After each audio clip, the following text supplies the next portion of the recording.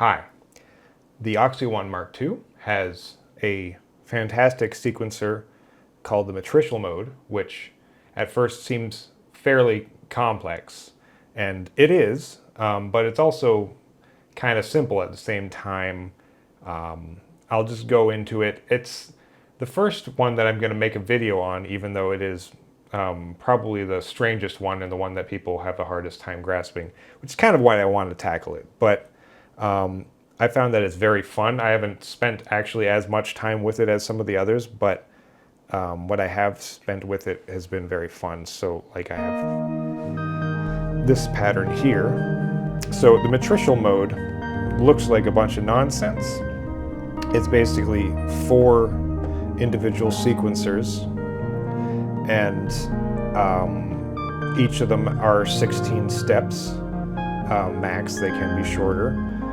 And basically the whole idea of it is that every lane of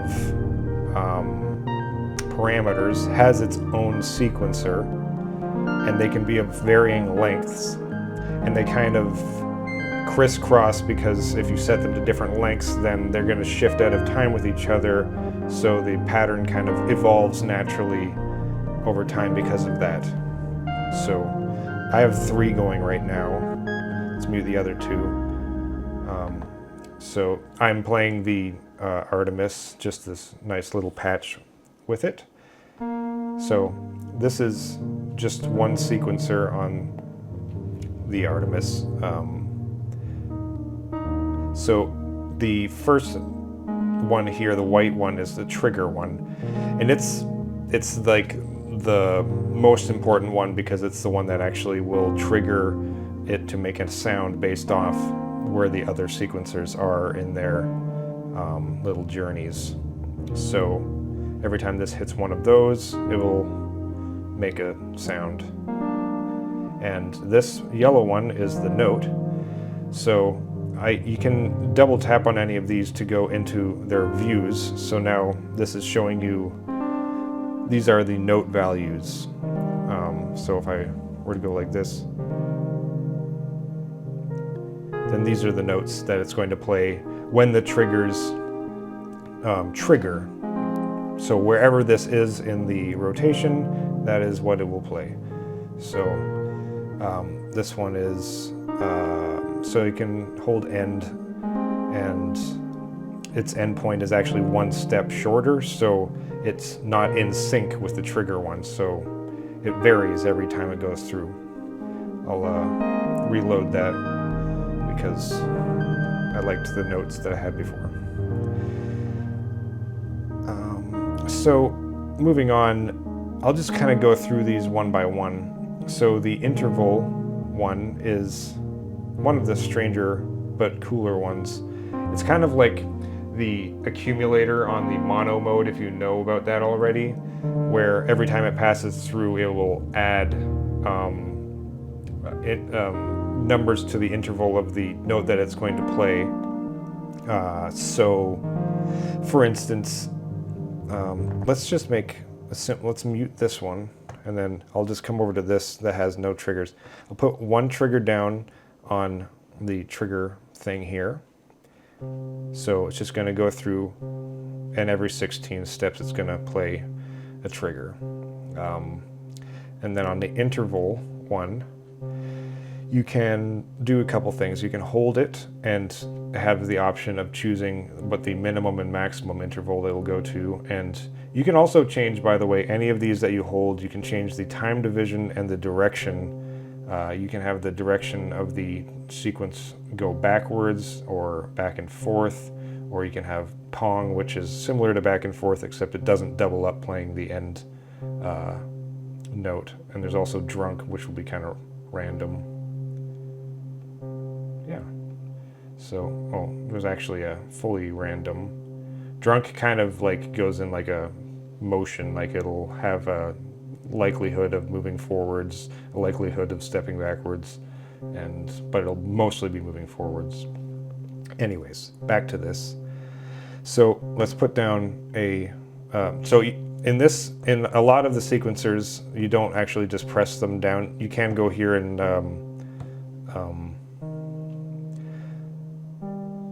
use this view. So now you hear every time it goes through, the interval is stepping it up by 2 in the scale. We're set to minor C2 right now. So it's going to go through and add 2, go up 2 notes in the scale every time. And so for intervals, it's every time it passes over that it steps it up, because even if it doesn't line up, it will still go. So here, if I add another one with another 2, then we're going up 4 because it's passing both of them. So yeah, every time it'll pass one of these, it'll add silently in the background 2 to the interval.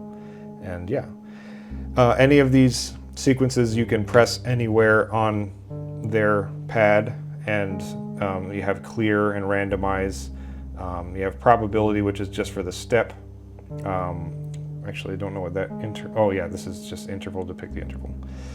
So you can have a probability so it doesn't play every time if you want the interval to not always add to it. So add some more randomization. But yeah, you can press randomize, completely randomize the sequence like that. You can do that on anything. So I can do it on note, randomize, trigger, randomize. Yeah. It's just easy like that to just make cool sequences. Once you have it set up in a scale, if you don't want to think about it, you can just randomize them, or you can kind of do less is more approach and just put a couple triggers and plot out exactly what you want to do. Like you want this thing to go up 2 steps every time, or like maybe periodically re-trigger, which is also something you can do. But let's clear this. So you can hold and press the third thing to clear any page.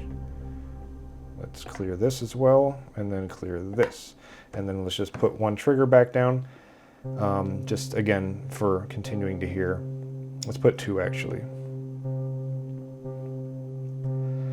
So the 4th one, the orange one, is pulse. So that will hold on a step for whatever duration you set, up to 9 steps.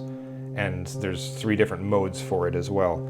So if you, let's just put down on the first one here, pulse, and turn it to, let's turn it all the way to 9 just so you can hear it better.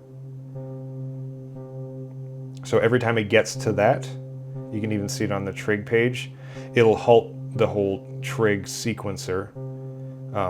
It halts all sequencers once it hits one of the pulses. So nothing will move until the pulse has gone through its 9 things that I've set. So there's also, there's a type knob when you're holding it. You can have it, the one little blip there is, it'll trigger once. There's also a hold mode. So now you can hear it holds for 9 steps. And then there's also that mode where it'll play at each individual pulse 1 time. And then there's an interesting crossover with that, with interval. If you were to do an interval, let's have it happen on the same step, actually. If it's on the same step, then every single pulse it'll climb up. If it's not on the same step, then it won't. It'll only increase the 1 time as it passed over. So that's pretty cool. There's also velocity. It's pretty straightforward, but you can double tap and go to the velocity thing, and let's just put pulses down and everything so you can.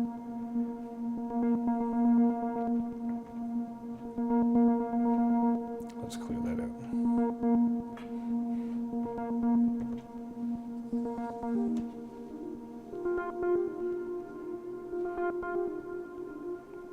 So you can hear as the velocity goes. And then I can make the velocity sequence shorter, so just hold the velocity button and yeah, and now I'm in the endpoint thing. I can select an endpoint, select it there. So this one is shorter now. So now the velocity curve that's set here isn't synced up with the notes, so every time it'll reset and be kind of a different non-repeating pattern. You can do the same with gate, double click.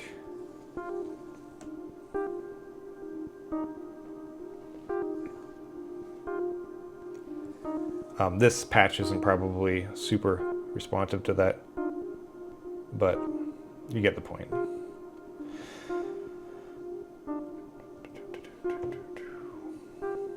Then you got an octave page as well. And let's make the octave page shorter. So then it's gonna play a different note every time in a different octave. There's also trig probability, which is pretty self-explanatory. You can make it so that a certain trigger is less likely to happen. And again, you make that shorter, then you're kind of randomizing which notes aren't likely to happen. So that's kind of neat. It's a kind of sequencer that you can plan things out, but it kind of lends itself to happy accidents, you know, just kind of playing with stuff until you find like, oh, that's actually a cool progression and pattern that I wasn't trying to get to. It lends to itself that a lot. So I have this right now, so all four are going to the Artemis because it's a polysynth, so it can play up to 6 voices at a time. But you can actually have all 4 of these going to 4 different instruments if you want. They don't have to all be the same thing. But I think it's really nice to go to the same thing because then it's kind of just, I don't know, it's just nice. You also have retrig, so that'll obviously repeat a step as many times as you set. And then you have a probability that that will happen as well. So there's that. The last one is glide. That only works with CV. So I'm using MIDI, so it doesn't do anything. So it basically doesn't exist to me. What does this sound like with the other ones? A little much. See, it's kind of like a less is more scenario. If you have too many triggers and too much stuff going on, it can just kind of sound maddened and a little much. See, these two are pretty simple. This one just has like 2 columns of notes, and not picking the note at all, but the interval makes it go up every time, which is how you have that ramping. And then there's a velocity curve that you can hear shifting around. And that's that for that. So let's hear it like with like a drum beat. I have a drum set up. Let's maybe use some of these.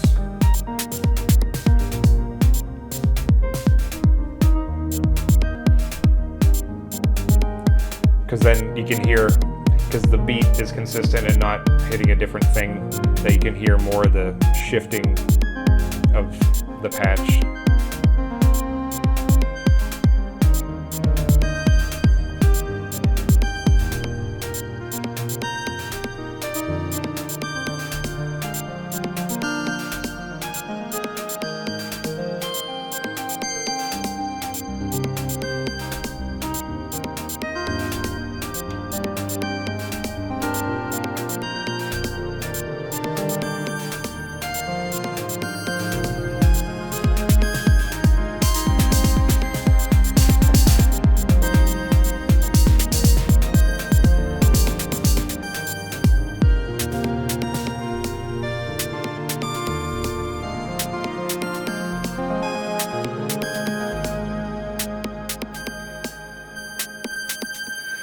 You also have on the perform page fills. You have mutes over here, and these you have 1, 2, 3, 4 for the 4 sequencers of fills. So no fill. Then you can do fill 35. It just kind of adds extra steps in there randomly. 75, 100 to basically have notes on every step. And then the second one as well. You get it, but just to kind of add some spice into the performance if you want. But yeah, what else? Is there anything else that I can talk about for this? Let's load. That's pretty much it. There's a lot of the things don't function in this mode, like there's no Euclidean generator because that would be kind of pointless in this. The track page lets you choose the MIDI channel for each individual track if you want there, and you can do an offset there, and you can have, oh yeah, there's also a reset length, so let's play that. Let's reset this back too.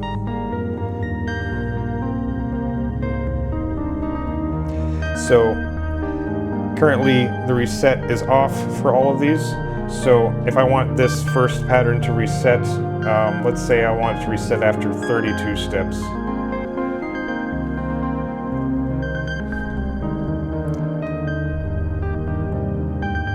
It's going to become more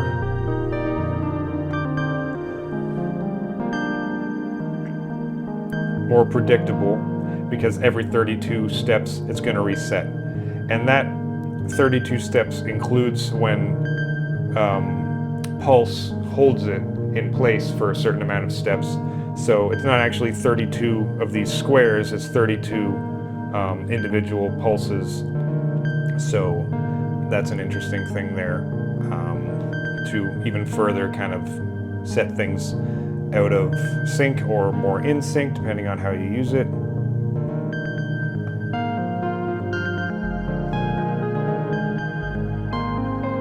Pretty neat.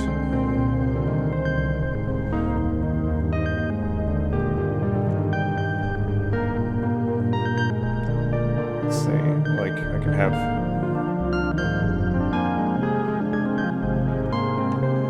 one sequencer playing at twice speed.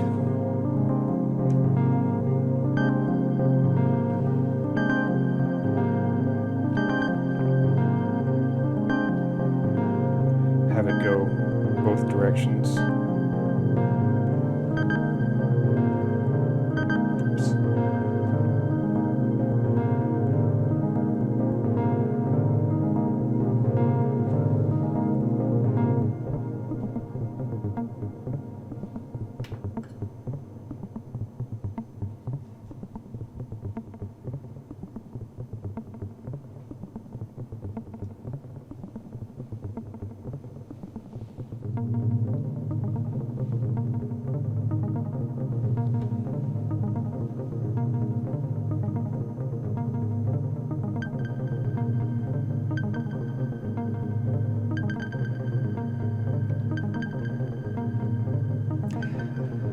Honestly, it's just so fun to play with.